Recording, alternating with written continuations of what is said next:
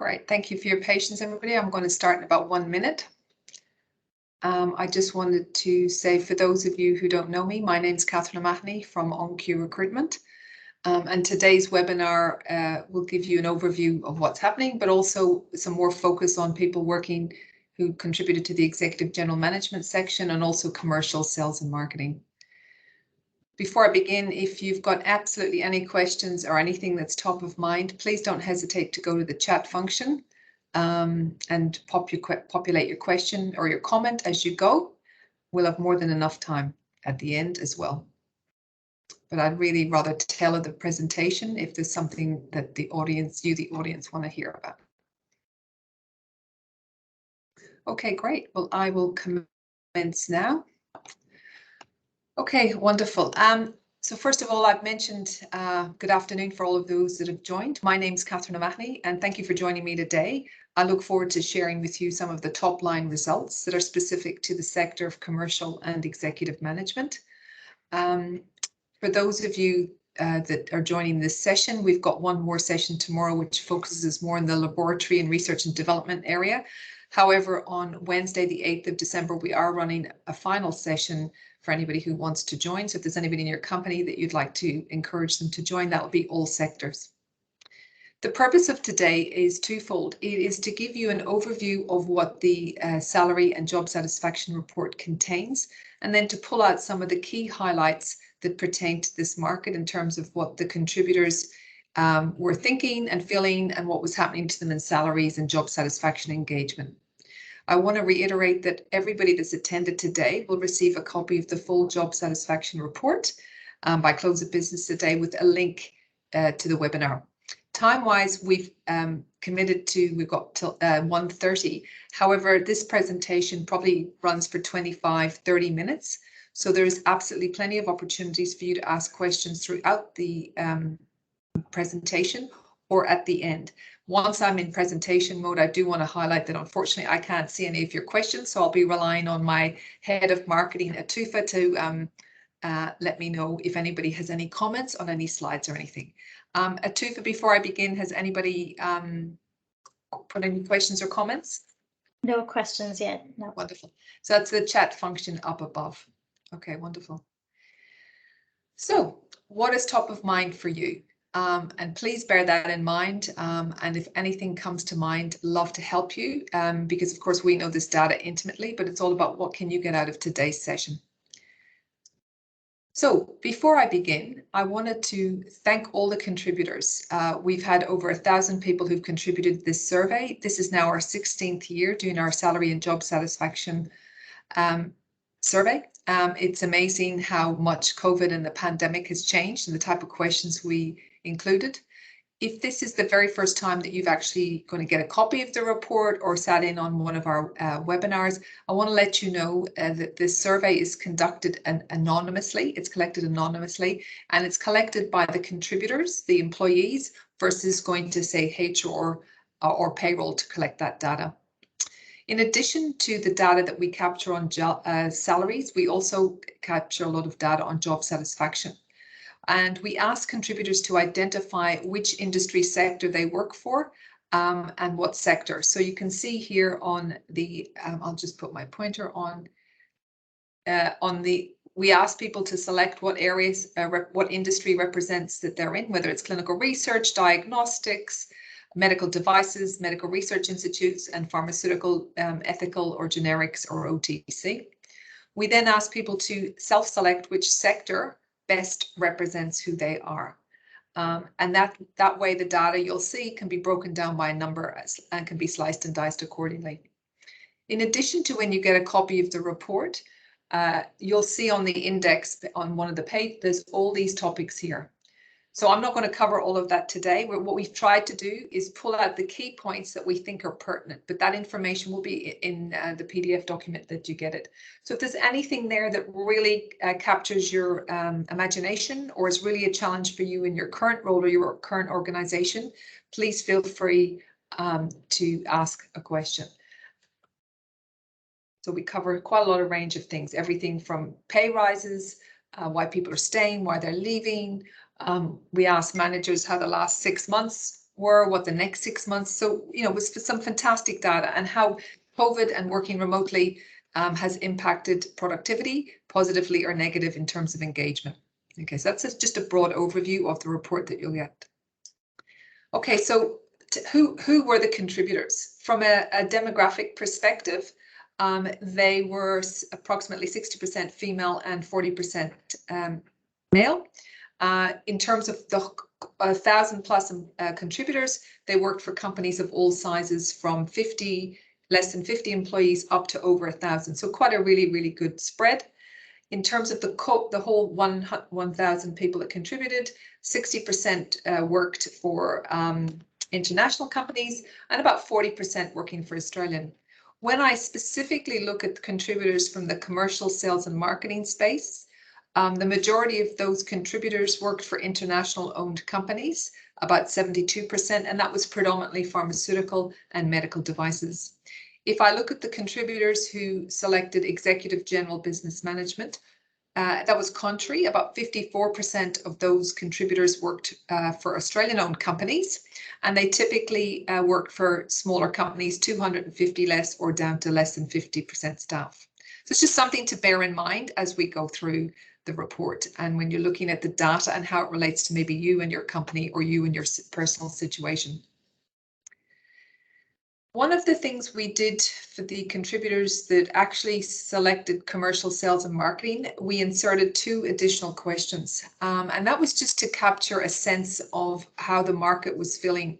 I should have added that the survey started in June and closed in early August. So if you recall, some states were in lockdown, but New South Wales went into lockdown halfway through the survey. And so that did definitely have a flavour on how people, managers and employees were thinking. And some states were, such as Melbourne, were already in lockdown. So when we asked people in commercial, sales and marketing, was your company planning to do a product launch in the next 12 to 24 months? Overwhelmingly, 76% said yes. So that was a lot higher than the previous year. We then asked where is the biggest challenge, and absolutely no surprise, it was around reimbursement and pricing. So they, our commercial colleagues were saying that they are definitely the biggest challenges that they're facing. And then interestingly enough, the ability to access customers to promote the product launch was the second biggest challenge facing them. So I think that's quite a nice insight that it generally says that the market was much more confident as we took a snapshot of the survey in 2021, and that has been borne out further on. You'll see in the survey by how managers are predicting their growth and what they were seeing. Okay, so salaries, the feedback and the number one question we've been getting from clients, even post this survey, is what's happening with salaries in the market. I'm pleased to say that this industry, the regulated life sciences, over 64% of all contributors got a pay rise, and an uplift in last year where more people got 3 to 4% pay rise. Last year, this figure was much lower. And we also saw more pay rises in the 5 to 6 and 7 to 8% market. So definitely employers, as a tactic or a strategy where they put salaries on hold the previous year, were starting to pay forward that dividends. Those that didn't receive a pay increase, they were possibly frozen or put on hold due to the COVID pandemic, or they received no feedback. I think it's interesting, and we find this a difficult statistic to believe, but 53% of respondents received a pay, only 53% received a pay increase when they did change jobs. So that's saying 47% of people did not receive a pay increase. I think what's important to note, though, what we've seen a big jump in is that when people are changing jobs, the pay increase has jumped. The industry average of contributors was 18%, which is overwhelming. And in sales and marketing, it was 23%. So that's absolutely phenomenal, a pay jump when people are changing jobs. We did not see that jump in wages in other sectors. We did see it in, say, clinical research, but we didn't see it in other areas such as quality assurance or laboratory and R&D. So that was interesting. Sales and marketing, when they were changing jobs, definitely there was a big increase. So did employees in sales and marketing receive a pay increase in the past 12 months? Overwhelmingly, yes, 66% did. what was the average pay increase for people in sales and marketing? So if you recall, this was the whole cohort was sitting around 37%. So people working in sales and marketing got a significantly higher increase than the other sectors, which is sitting around 53%. So I think there was a recognition that it had been a tough year and maybe budgets had lifted and there was more confidence with the vaccine and people were being awarded the pay increases, and also as a talent retention strategy. And if there's any questions, please, of course, pop it on the chat, and Atufa, our head of marketing, will interrupt me as I cannot see the chat function. My apologies. We've been asked for the last number of years to capture data on bonuses and sign-on bonuses. I think you'll see over 60% of the cohort got a bonus in the previous 12 months, up on 2020. In terms of a sign-on bonus, this is not sitting as high as I think people would expect. It's up slightly from 2020, but in terms of sign-on bonuses, it's still sitting less than 10%, and the average sign-on bonus is sitting around $10,000, but it does vary from 5 to 12. And often that's done as a strategy to keep salary relativity, so that to buy people in or to compensate for people, as you would know, when they're changing jobs and they're going to forfeit their current bonus. We were also asked to capture data this year if companies were offering a loyalty bonus to keep employees. Only 14% of contributors said yes, their company did do that, and that was probably higher, we noticed, in the clinical research sector than anywhere else. In terms of sign-on bonuses, you were more likely to see international companies at 12% offering sign-on bonuses compared to Australian-owned companies who were sitting around 5%. So that was probably one of the differences in terms of what area people were sitting in. Okay, so when you get a copy of the report later today, we will we break it down by our 15 sectors. So everything from clinical research to market access to quality to regulatory to commercial to executive. What you will see is what I call a quick snapshot guide. And this will give you the sector, commercial, sales and marketing, 21 versus 20 data. It'll tell you how many contributors we've got. And you'll see up here, there's a key on 2020 versus 2021, sorry, versus 2020. We break it. Sorry. Can I interrupt you? We have a question. There's a question from Riddle about loyalty bonuses. He's asking whether loyalty bonus includes share awards. No, we didn't ask that question. The loyalty bonus was just around a cash reward.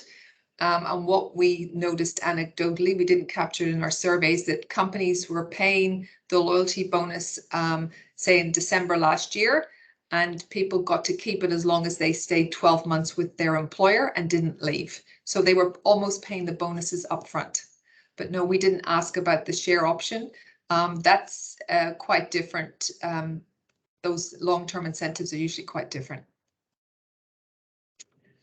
Thanks, Atufa. So in terms of the job, you've got the job titles here. You've got the first quartile, the median, the third quartile, and you've got this year's data, and you can compare it to last year's data. We also have a table on the average bonus that people in those job categories got.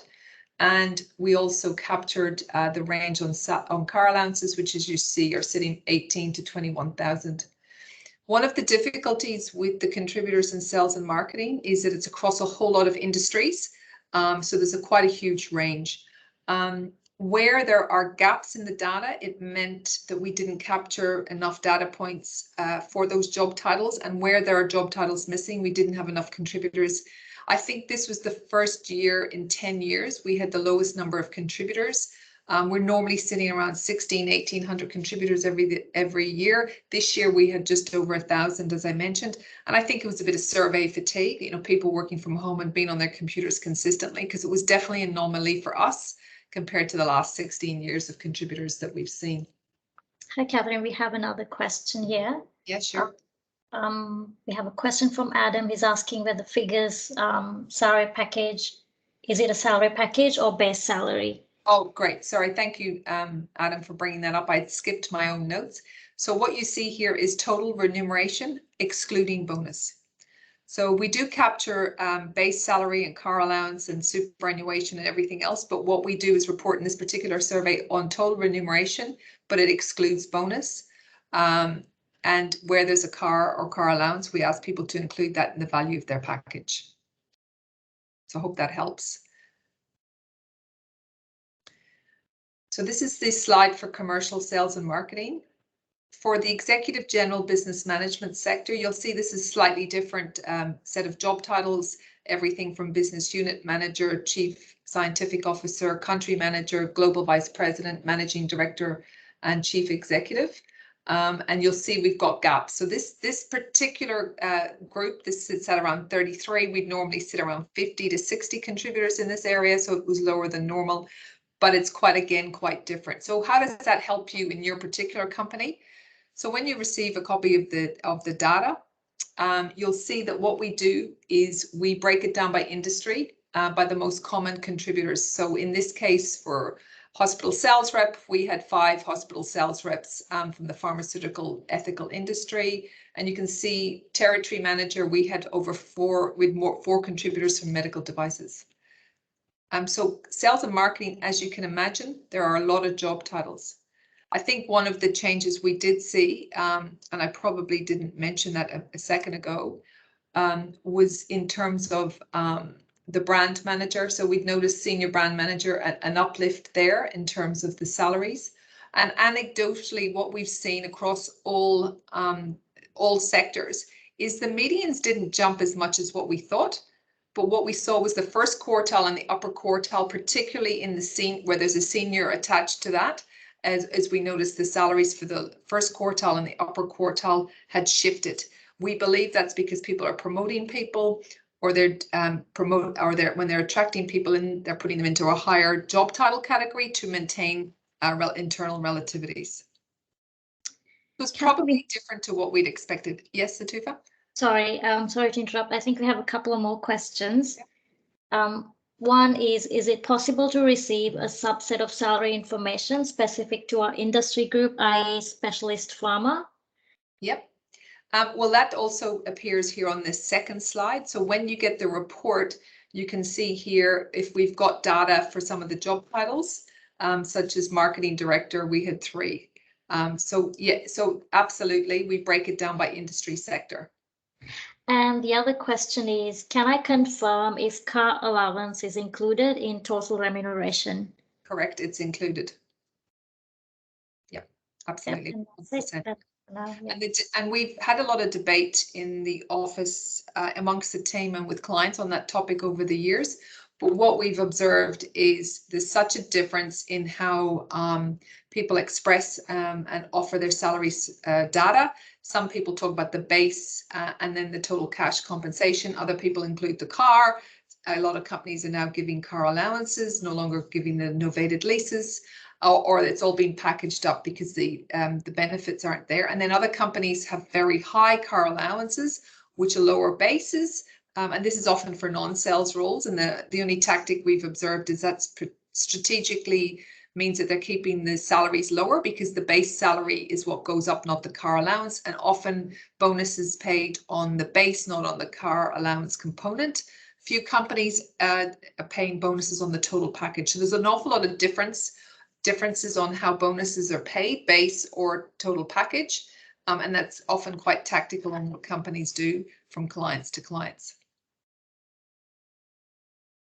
Any other questions on the salary data before I move on, or what are people are expecting? I mean, I think what surprised us across the whole industry of all the sectors data, we were seeing pay increases significantly rise. As I mentioned earlier, the average pay increase when someone changed jobs and got one was 18%. And what we've observed is people maybe getting put into a category above. We've also observed clients taking on more trainees. So that's, we believed, kept the lower quartile for some titles down. So taking people with transferable skills. But I know talking to clients, there's a lot of talk around losing staff and attracting staff and how to keep it in the salary relativity. Atuf, are there any other questions on? Yeah, we do. So we have Yeah. another question. Does total remuneration include super? Yes. Okay. Yeah. Is there any other question, Tufa? I can see someone else typing. No, that's it. That's Okay. it for now.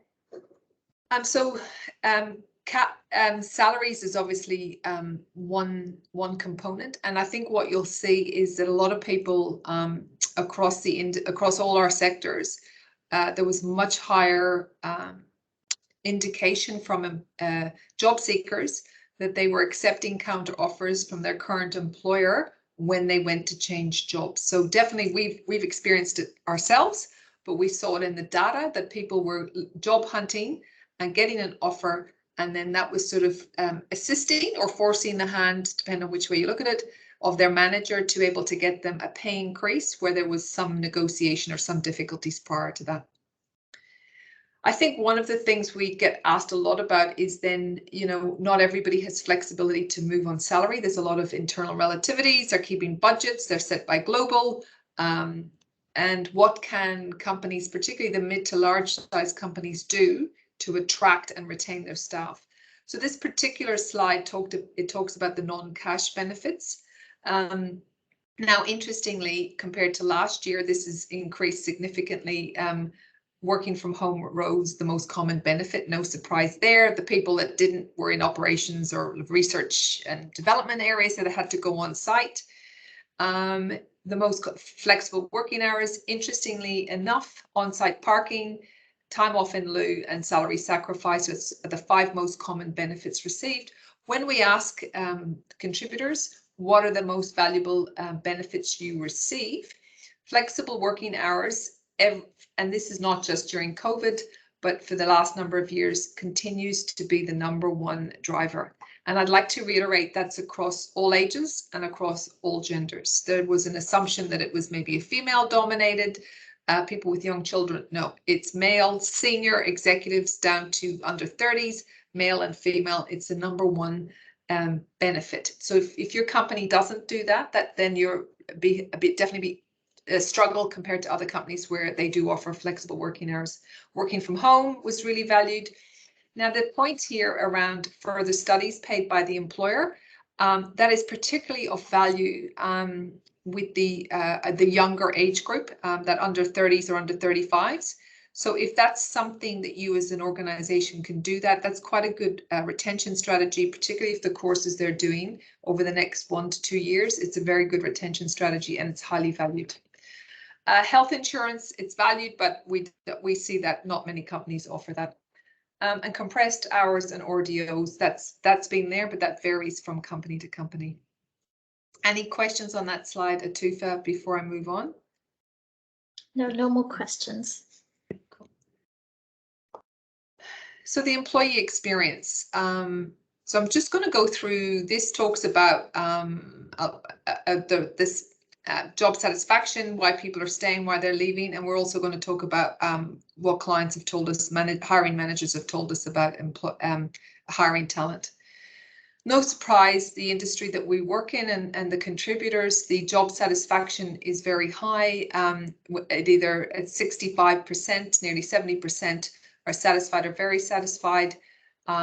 Security is very good, and that translates across both men and women. So overall, we talk with an industry we've got an industry and cohorts and contributors that are satisfied and they feel secure in their job. So we have a question. Yes. Sorry. So Adam wants to know, does subsidized health insurance, is that an allowance paid by the employer, or is that the employer paying money direct to a health insurance company? That's a great question, Adam. Actually, we don't ask that. That was more a benefit. We asked people what would they value if they had the choice to get it. So we don't delve down into that. I tend to see where anecdotally companies have arranged have negotiated a health insurance at a corporate discount, and a few companies, but not many of our clients, offer subsidized health insurance. So I really can't answer that one. I'm sorry. We just ask it for the benefit. Yeah. Yeah, so there's another question Yeah. also regarding health insurance. Is there an indication on how many participants provide it in total or subsidized? Yes, we could definitely look at that from an industry perspective. I would need to go back and we'll try and see if we can get that data to you at the end of the day when we send the report. We can say which companies, either by size or industry sector, are offering health insurance. Yes, we can do that. I don't know it off the top of my head though, sorry. Okay. Atufa, so if we can note that question down, we can get back on that one. We asked why did people leave their previous employer? No surprise, 50% said salary improvement, 30% said seeking a more interesting job, and some people it was excessive workload. So we have noticed in some cohorts and sub job titles, the excessive workload has actually been quite a big trigger than it was in previous years. So it's definitely moved up the ranking compared to other years, and I think that's probably, as many people have already said to us, a combination of working from home and never getting online, late night telecons, their employer having difficulty replacing or attracting new talent. There's a lot of comments this year. We had a free field where people were able to contribute about reducing stress, and probably the most common comment from managers and non-managers was a feeling that companies really watch their headcount from a financial perspective, and therefore they're not living their values and they're passing that stress because generally the people that work in our industry tend to do it from the very they like the industry they work in. It has a good feel factor, and therefore they want to do well on their job and deliver. But there's a feeling that it's an ongoing strategy to not hire enough people, and it's they're not addressing that over need, and they're happy for people to work really long hours. When we asked people why they're staying with their current employer, for over 46% said flexibility in the workforce, supportive management, and the opportunity for career development. So it's very, very important for the key demographics is where there's a career opportunity or development. Hiring talent. When we asked people if they were thinking of looking for jobs, overwhelmingly 48% of the whole industry or all the contributors said no, they were not planning to change jobs in the next 12 months, which is very high. About 38% said maybe, and just under 20% said yes, they were going to change jobs. When we asked people had they applied for a job in the previous 12 months, 38% of all contributors had applied for more than one job, and over 38% had received more than one job offer, and 60% of them were successful in obtaining a job. When we broke it down by sector, employees who have applied for a job in the past 12 months, you'll see that the 38% was sitting here. Sales and marketing were higher, sitting around 40%. No surprise, senior executives were low, sitting just above the 12%. Really interesting statistic, over 50% of all people working in laboratory R&D said they'd applied for a job in the past 12 months. We've noticed salaries have not increased there. They're much lower paid than other industry sectors in life sciences. We don't know, is it because they had to continue to go to work during lockdown and they still had that their kids were at home, they were trying to balance it, put on more pressure? Was that the catalyst, or they felt that they're watching about the wages growth? So that was a really interesting outlier. And the next highest common group was quality assurance. Market access, regulatory, they were lower than the norm, and HR. We asked everybody if they thought border closures and border closures were impacting recruitment. The majority said no, overwhelmingly. And I think we've moved on. At the time, a lot of the survey, a lot of companies did not have a vaccine policy. Anecdotally, as we were hitting almost in December, we're starting to see companies come to the table with their vaccine policy as we're recruiting for them. Permanent headcount. I think this was really interesting. We asked employers or managers how they found was it more difficult? and they definitely said getting approval in the past 6 months was hard. We asked employees, are you likely to change jobs in the next 12 months? And that was, as I mentioned, all sectors there was sitting around 18%. 45% said no. But when we looked at commercial sales and marketing, people in commercial sales and marketing, over 24% said they indicated yes, they were going to look at changing jobs in the next 12 months. That was one of the highest indications of all the sectors. So some sectors were down as low as 10 and 11%. I think so. If you're managing sales and marketing workforce, it's something you've probably already experiencing, or something to be mindful of. And I think the other thing is the uncertainty. A third weren't sure. Are the third waiting to take their annual leave? Are they waiting for the salary increases coming? Are they waiting for the bonuses? Not sure. So it's something, if you're a leader and you're a leader of sales and marketing, to possibly keep a close eye on. We have another question, Catherine. Yeah, sure. So, do candidates want to see that a company has a vaccine policy? Maybe it's, do candidates want to see that a company has a vaccine policy? Is that the question? We haven't had that. I mean, we haven't had that. That's a great question. No one has asked us, does a company have a vaccine policy? When we've asked people to, I suppose New South Wales and Victoria particularly, we've got a very high vaccination rate. So when we've had people changing jobs and the clients asked for a copy of their vaccine, it's not been an issue. I don't know if I'm answering the question though, Atufa. Is that any more clarity on that? No, it just says, do candidates want to see that a company has a vaccine policy? I'm guessing it's want to see that a company, yeah. From a safety perspective. Yeah. I would say anecdotally, a lot of our clients aren't back in the office full time, so there's huge flexibility wherever possible, and it's been a watch and wait, I think.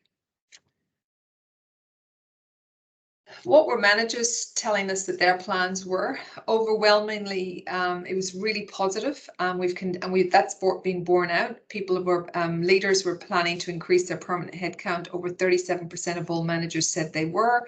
36% said no change in their headcount. There was a small group that were unsure due to COVID, and only 4% of the total leaders and managers in this area said that they were going to decrease their permanent headcount. What we've seen is definitely an uplift in people taking on not so much casuals, but independent contractors that often blow the budget. But it's something people are doing now, taking on independent contractors wherever possible, and definitely more than 12 months ago. When we asked people why they left, top reasons for leaving, it's resignation to go to another job. Only 12% of people said they'd indicated that they'd been internally promoted. When we look, sorry, that's just the same slide, what employers are planning to do.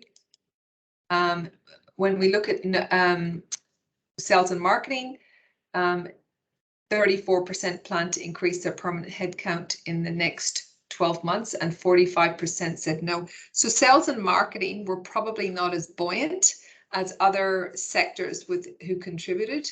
And I'm not sure if that's because of access and to promoting their products, and there's been more push towards digital marketing. Not sure what you as an audience think, or is it just difficulty accessing to get to see the decision makers, whoever they may be? I know we definitely are seeing less clients than we've ever done before. People want Zoom meetings. They may or may not want coffees, but there's no longer going on site like there used to be and meeting people. It's sort of definitely changed. When we ask people the top reasons employees when they changed a job, overwhelmingly 50% accepted a job from a competing company, and 33%, as I'd mentioned earlier, had received a counter offer from their current employer. The average time to fill jobs has definitely increased, and we're seeing about 30% of managers are filling their jobs in less than 5 weeks, and 40% are with doing that within 6 to 10 weeks. Sales and marketing commercial roles where they were filling them were doing it in under 10 weeks. Other sectors, such as say clinical research, that was blowing out to 11 to 15 weeks. So for some clients, it's putting a lot of pressure when there is a resignation or when they get fresh headcount. And that's really putting pressure on their time to fill and meeting business needs. Employee experience, I think I've may have talked about this already. A job satisfaction, sorry, that's a duplicate slide. And I've done that one as well. Working from home, this was really interesting. The majority of people, current people working from home, it's been hugely flexible. It ranges from 1 to 5 days. In terms of who decides your working arrangement, the majority of contributors said that they decide their own working from home arrangement. That's up to 40%. And my manager and my team set our working days and hours. That was sitting at 22%. So only 20% of contributors at the time of the survey had a employer had a working from home policy, which is quite interesting. We've definitely seen it when people are going to change jobs. That's the first question they now ask. So 18 months ago, 24 months ago, there was no expectation from job seekers that working from home was a right and an expectation. So that has definitely shifted. And where we have clients that say they have no flexibility, or you have to be in at least 4 days a week or 5, or after your probationary period, we are seeing anecdotally employees or job seekers choosing not to go forward for that job anymore. When we asked people what their preference was for working at home, 100% of the time or in the office, overwhelmingly, and this will come as no surprise, people wanted the hybrid model. And I think we can all understand why. It's nice to be in the office, see our colleagues, but it's also been hugely productive. When we asked managers what their preference was, it was really interesting. Managers would prefer to decide on a case-by-case basis. So that is quite interesting, and that it's still where it may not be the company policy, but if managers had a preference, they would definitely prefer to be able to decide by a case-by-case basis. And then when they wanted people 4 days, 3 days, 2 or 1, really varied. And only 20% of managers said they had no preference at all. So I think we are hearing very mixed messages from leaders, whether how strongly they feel, and it probably depends on the weight of their team and how experienced they are. Also very interesting, we asked this question last year, would you now consider employing remote-based staff who cannot come to the office? And this number has increased to 30%. So yes, managers will now consider, and this is huge flexibility. We've now got clients who will hire people in any state as long as they're maybe close to a regional airport and have good internet. And we're also seeing clients tapping into people in the New Zealand market because it's closer than Perth. So I'm not sure what this means for our sector long term. I'm not sure. I've been part of a webinar this week where people are saying, does this mean we're going to lose talent, and clients and companies are now going to ask their HR and talent acquisition to hire people internationally or in Southeast Asia with the similar time zones, but definitely a big shift as managers have become comfortable, and they're overwhelmingly have 30% compared to last year. It was much lower. I'd have to say anecdotally, and you can see this in the report, and I won't spend too much time on it, overall productivity and engagement with managers for their teams has increased significantly or remained the same. So very positive there. Employee opinion was the same. When we asked employees, how has their team gone? They also said stayed the same or has increased significantly. So very positive. Everybody's really enjoyed the working from home. Sales and marketing was the same, 67%. I think what was really interesting was that leaders told us managers found ensuring the health and well-being of their employees was a struggle.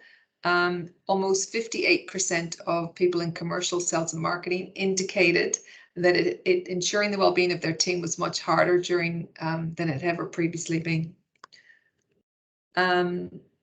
When we asked stress figures, though, people stress, 11% of all the cohort said they were extremely stressed. moderately, occasionally stressed, sitting about 84%. I think finally, from a well-being perspective, for managers and for people leaders and HR, this number has increased, where we asked all contributors, would you now approach your direct line manager or your HR manager if you had concerns for work-related stress, concerns for your mental well-being, or you felt unsafe? And this number compared to 12 or 24 months ago has increased, where people are starting to say, yes, they feel comfortable or very comfortable, which is absolutely fantastic to see. So there's definitely been an increase in that, where people are starting to feel better. I think what was interesting for mental well-being, men actually indicated they're more likely to bring it up with their direct manager or HR than even women. And that was a real surprise to us last year, but it's been the same as this year.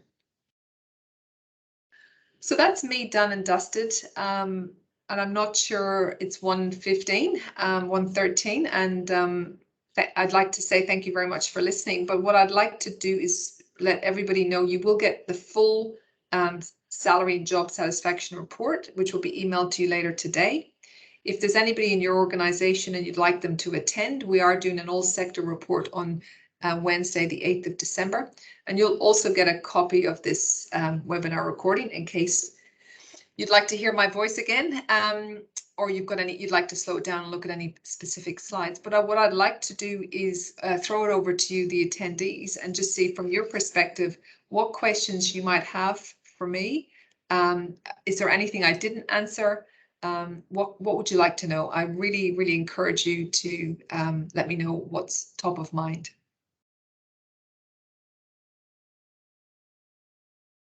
Any questions? You've got the chat function up the top. Atufa, do we have any questions? No questions yet, but Adrian and Tony says thank you very much. It's good. It's good to know I've answered absolutely everything. I think the most interesting feedback we've had so far is on salaries. So people feel that there's definitely a shift in the market, and it's going to be a challenge retaining people. Anecdotally, I'm seeing people, the war for talent is probably going to be the worst we've ever seen in my 30 years of recruitment, but that's a global talent shortage, just not confined to Australia. Okay, that's great that nobody has any questions, but I'd really, if there's anything that's top of mind, or once you get a copy of the report, definitely encourage you to email me or else contact me on my number, and I'll definitely answer that as soon as we can.